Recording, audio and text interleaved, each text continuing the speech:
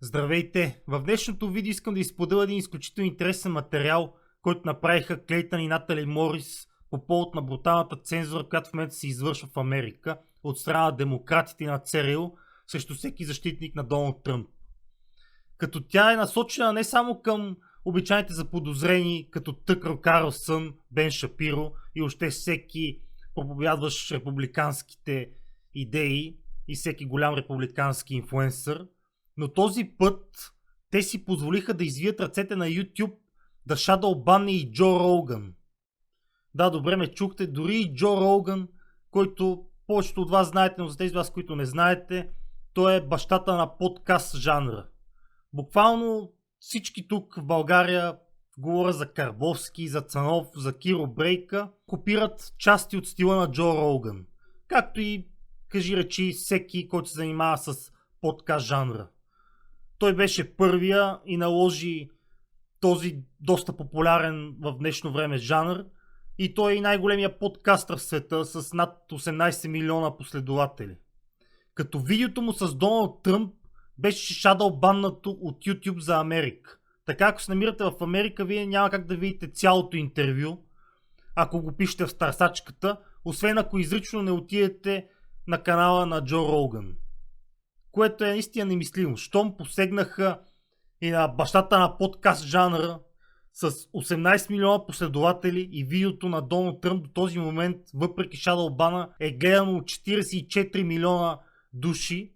Щом си позволиха да посегнат и на него в Америка, където конституцията им пази свободата на словото, може да си представите какво ще стане, ако Камала Харис стане президент. Не, че и Доналд Тръмп, ако стане президент, ще бъде нещо по-различно и по-добро, но буквално трябва да избираме между по-малкото зло. За съжаление сме в такава ситуация. Тоест не ние американците, но аз съм съпричастен, защото знаете, че каквото се случи в Америка, идва и от тук, като една добра и послушна колония, каквато сме ние българите. Така че съм леко съпричастен и с техния избор, даже доста повече, колкото тук в България, защото както видяхме, нещата тук са просто трагични. Но и в Америка не са по-различни. Следващия материал, който ще направя, ще ви покажа за бруталните нередности в цялия избор, брутални манипулации, но за това ще говорим в следващото видео. Така че ако ви е интересно тази тема около изборите в Америка, може да се абонирате за канала. А ако самото видео ви хареса, дайте ни лайк, напишете един коментар, така много ще ми помогнете. А сега нека ви покажа и самия материал, който направиха Клейтън и Натали Морис. Мисля, че ще ви бъде доста интересен. И стигна в следващото видео.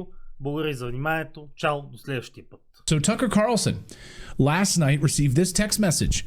I'll show you all three screenshots in a second, but this was Tucker posted this on X a few hours ago after he received a text message from a reporter at the New York Times. Now, I want to go through these text messages. I'm going to read them verbatim for you. Let me put on my spectacles. Good day, Mr. Carlson. I hope you're well.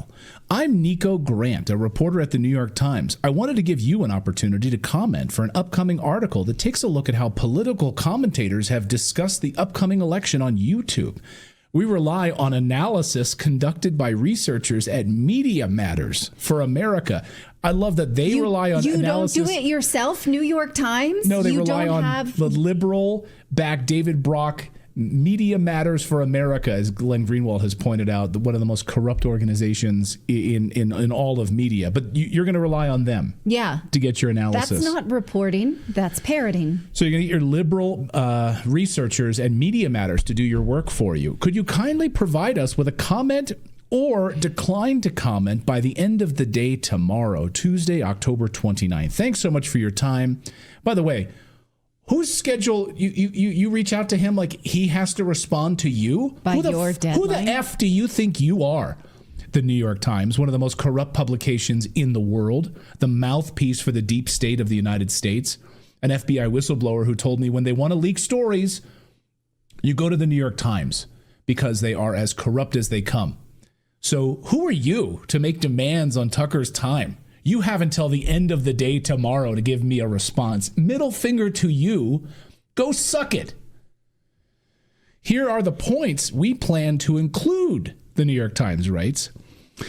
Media Matters identified 286 YouTube videos between May and August that contain election misinformation, including narratives that have been debunked or are not supported with credible evidence.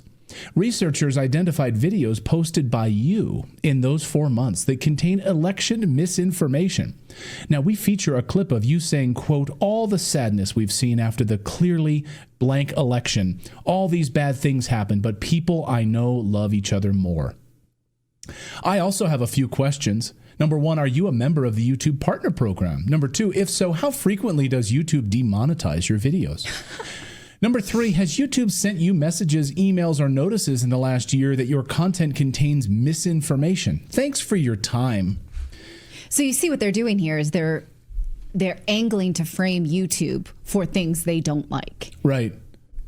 Angling how? Does YouTube ever tell you that your videos contain misinformation so that not only will Tucker Carlson's content be maligned, but also YouTube for allowing him to have a free voice, which he said when he went on X saying, you know, I'm going to speak only in the places that allow me to speak. And if they don't, then I will leave. And so they're setting up another hit on YouTube for hosting this content.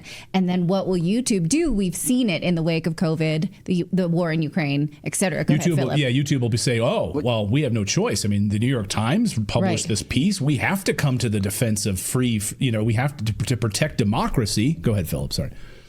Well, now that the government's kind of been pushed out of the role of getting to directly act with the social media companies, this is how they have to go around it. This is the pressure. This is the CIA coming in and telling the CEO of YouTube, you need to do what we want. But they can't, if they can't do it directly, now they have the New York Times do it for them. To work in there as their arm. So how did Tucker? I have a question. Oh, go ahead.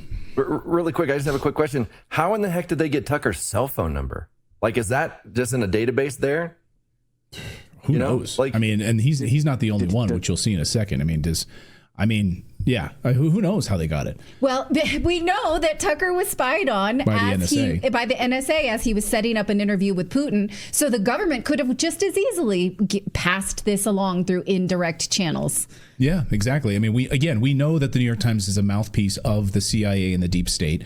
And all they have to do at the New York Times is just call up their sources at the NSA and say, hey, I just need a little help here. I need Tucker's phone number. Nevertheless, how did Tucker respond? It's classic Tucker. So he says, thanks for your time. And so Tucker responds, so the New York Times is working with a left-wing hate group to silence critics of the Democratic Party. Please ask yourself why you're participating in it. This is why you got into journalism. It's shameful. I hope you're filled with guilt and self-loathing for sending me a text like this. Please quote me. And the guy responds, Nico responds, thank you for your prompt response. Would you like to address any of the above points or questions above? And Tucker responds, would I like to participate in your attempt to censor me? No thanks. But I do hope you'll quote what I wrote above and also note that I told you to fuck off, which I'm now doing. Thanks.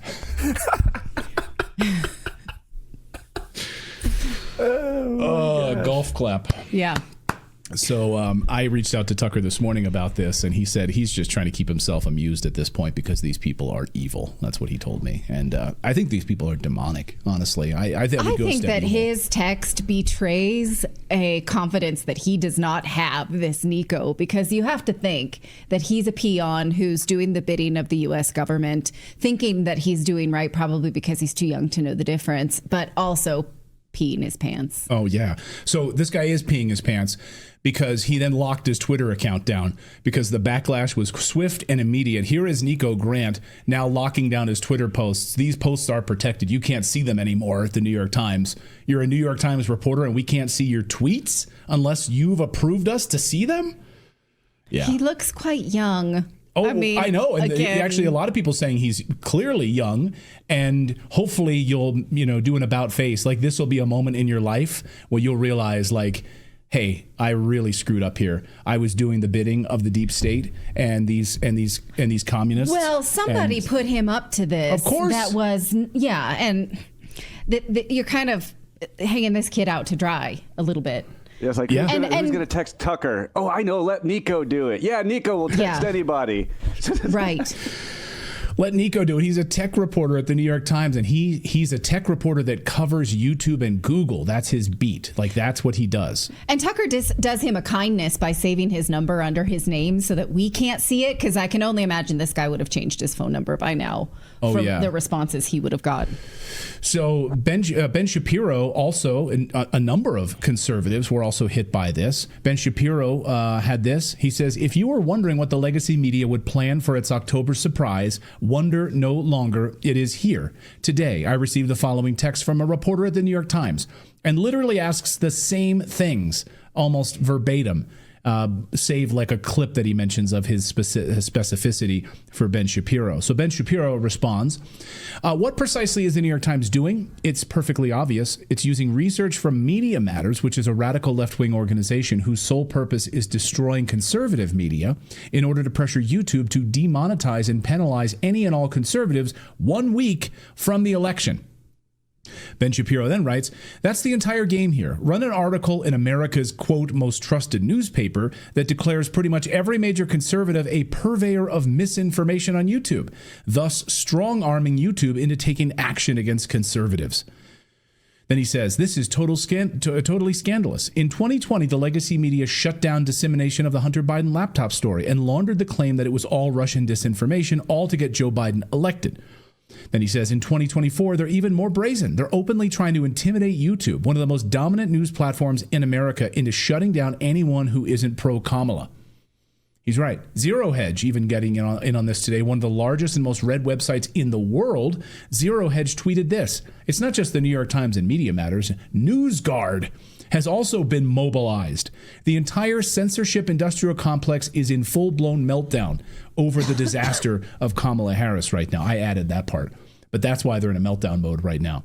So NewsGuard, New York Times, Media Matters, this is your October surprise, the massive media silencing of conservative voices. And we saw it yesterday on YouTube.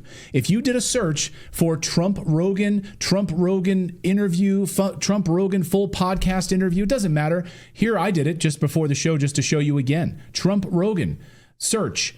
Nothing. News at the top. There's a clip from The Rising. There's a ABC News reaction. Watch Mojo's reaction, 12-minute clip, 15-minute clip here, another 15-minute clip, 20-minute clip, not the 3-hour interview. Here's a 6-minute clip. Here's Megyn Kelly's response. Oh, and then people also watch these other choices. So we're done giving you search results. Here's some other things we think you'd like to watch, like this. Mark Cuban on why he dumped Trump. Why do you think when I type in Trump Rogan, I want to see a freaking interview with Mark Cuban on CNN about why he's now supporting Kamala Harris? Oh, continue scrolling all the way down. You can see it. Keep going all the way down. No interview.